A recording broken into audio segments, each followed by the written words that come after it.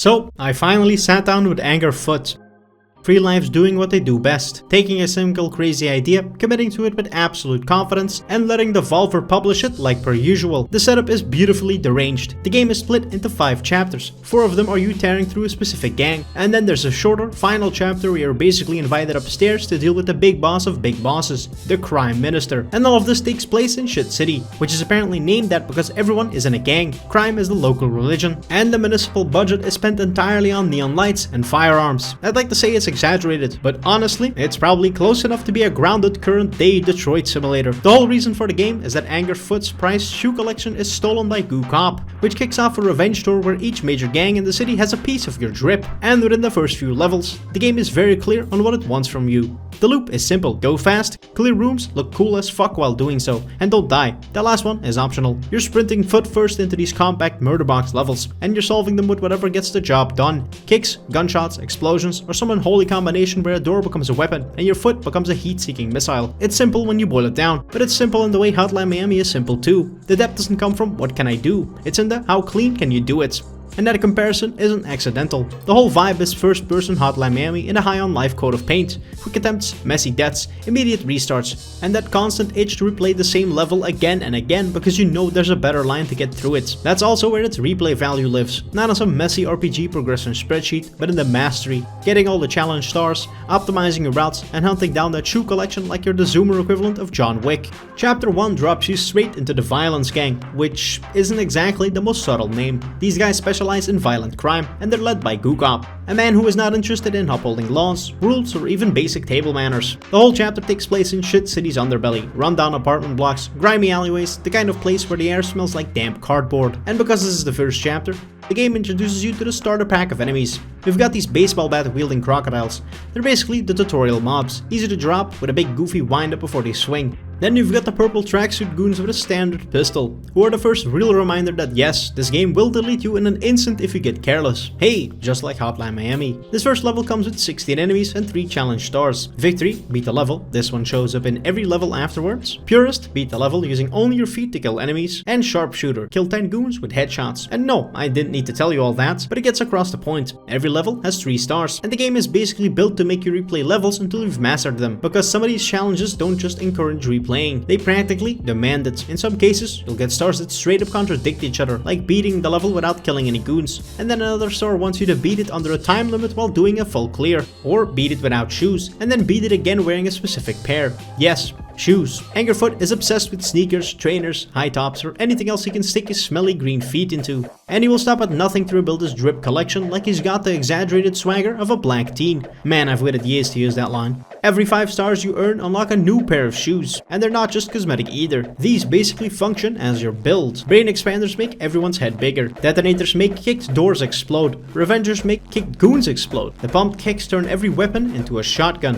which is holy shit. And the holy sandals give you a second life. Some challenges require you to use shoes you won't have yet. So, if you want full mastery, you're revisiting earlier stages with new footwear and an updated plan. As you push deeper into chapter 1, the enemy roster starts filling up more and more. Dogs carrying silenced Uzis, pigeons carrying riot shields, bombers who sprint at you and try to self-detonate, grenadiers who chuck grenades in your general direction and often blow up themselves and half their friends while they're at it. And yes, friendly fire is on for these goons, which is genuinely a godsend in some of these levels, especially for the pacifist stars, where you're not allowed to directly kill anyone. Then you get to the end of the chapter, and it's time for the Goo Cop boss fight, which goes through 3 escalating phases of absurdness. First, he's in the Goo Cop copter. You break that, and he becomes the Goo Cop bomber. Break that, and he'll be reduced to a regular old 1997 Lucida family van. You kick the hell out of all 3 phases, put him off a building. Angerfoot does some push-ups just to style on him, and you finally get your first pair of prized sneakers back. And then, before you can even begin to enjoy your victory, Goo Cop gets instantly murked by the Sludge Baron, leader of the Pollution Gang. Chapter 2 pivots onto the Pollution Gang, a criminal organization whose main specialties are loitering and littering. They're led by the Sludge Baron, the guy who iced Goo Cop at the end of chapter 1, and this whole chapter has you descending into Shit City's underground. Dark, slimy sewer tunnels that look like they were designed by someone who got food poisoning and decided to take out his anger on level design. design. But before you get thrown into the chaos, Angerfoot does something that I actually really like. These call them break areas between certain levels. They're basically just interactive backdrops filled with very light lore and crass humor, where you can chat to NPCs who, for once, aren't trying to turn you into yet another notch on their gun's barrel. The writing here is mostly just quick, goofy one-liners, but it works. It's a nice contrast to the game's usual pacing, and it helps the world feel like more than just a neon-lit hallway murder simulator. And for the record, you can still kick every single one of these NPCs directly into the afterlife. Once you're back in the action, the game wastes little time before handing you some new toys. The big one is the shotgun, a pump action with 4 shots, and it's exactly what you want in a game like this. A simple delete all that stand in front of me button that can wipe out multiple enemies if they're clumped together. Later on, you also get the plunger, which is a weapon in the same way a wet sponge is a weapon. It's mostly useless as you attempt to try and pull enemies into the toxic sludge, but this mostly ended up with me submerged in it myself. The final level of the chapter has you face off against a sludge baron, kicking him until he transforms into the unflushable, a giant toxic mass of green goo. Beat that, and we climb inside to take on the filth mind, which is a brain with eyes and a ballsack attached. I don't know why. Hell, the devs probably don't know why. But it is committed to the bit, and I gotta respect the confidence. After you win, you snag another pair of sneakers, and then you kick information out of the Baron that points you towards the next targets. Chapter 3 swings the team into white-collar crime with the business gang, run by the CEO, because yes, the financial criminals are literally just financial criminals.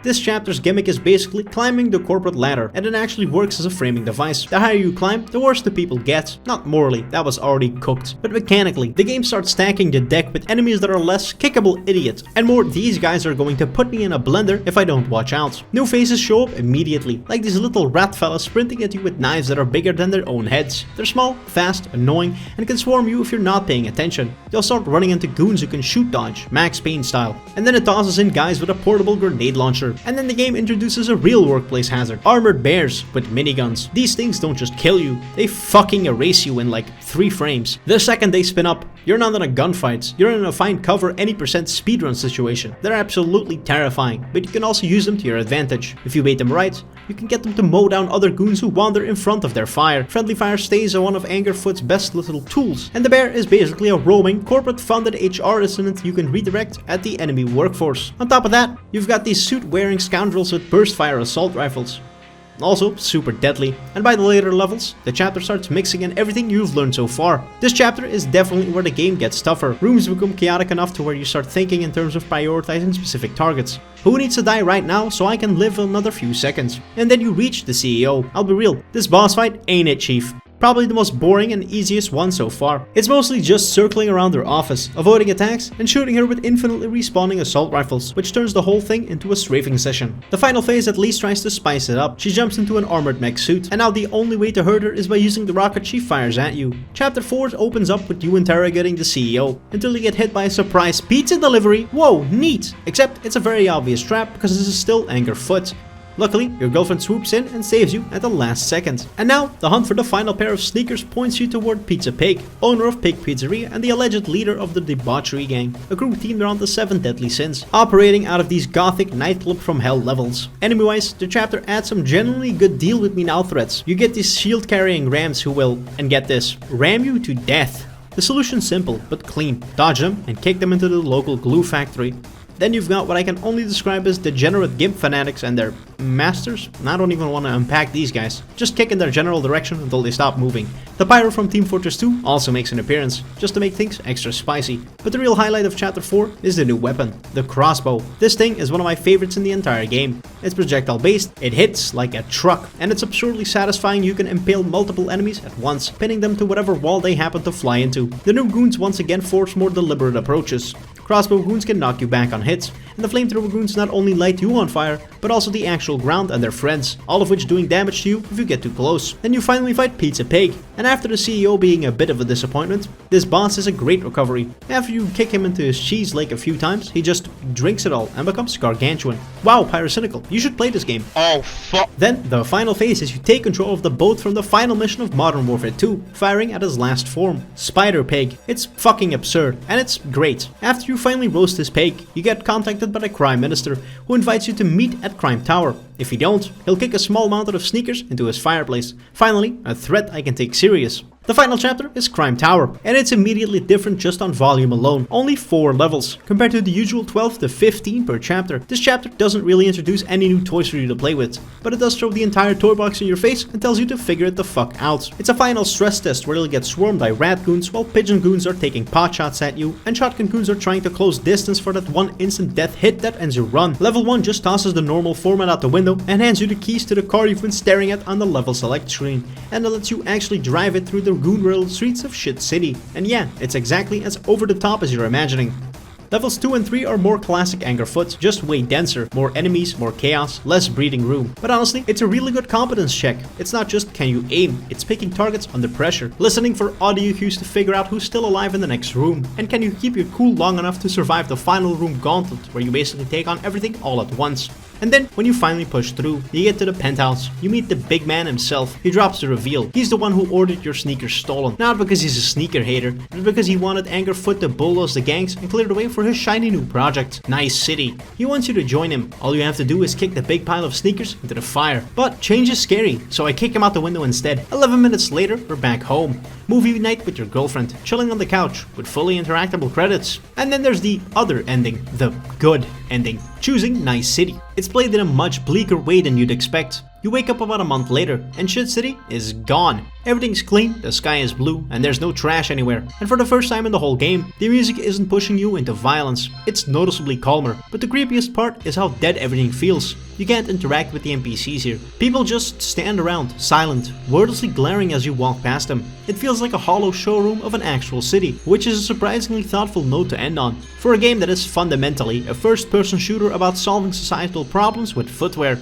So yeah, Angerfoot is fun. Very, very fun. A huge part of that is how frictionless it is. Levels are short, retries are instant, and the game has this nasty habit of making you go, okay, one more run, because now you're not even trying to beat the level, you're just trying to beat yourself. Faster time, cleaner route, another challenge beaten, another shoe unlocked. And the best compliment I can give it is that it never really runs out of tricks over its roughly 7-hour runtime. It keeps introducing new goons, new weapons, and new little problem setups that force you to experiment. Sometimes that experimentation is you discovering something that works beautifully, and sometimes it's discovering something that absolutely, catastrophically does not. Either way, you're learning, and the game's pace is so fast that even the failures feel like progress. So, if you're into that die, respawn, die loop, especially if you got a soft spot for Hotline Miami, this is absolutely worth your time. Angerfoot gets a solid 7 out of 10 sneakers. Thank you for watching to the end of this video. If you enjoyed, leave a like, a comment, and subscribe, as I have 265 more games to cover between now and the inevitable heat death of the universe. Follow me on Twitter and join the Discord.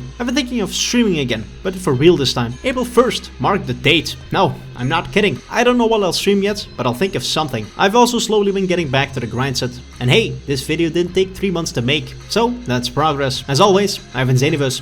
More videos soon. Ish.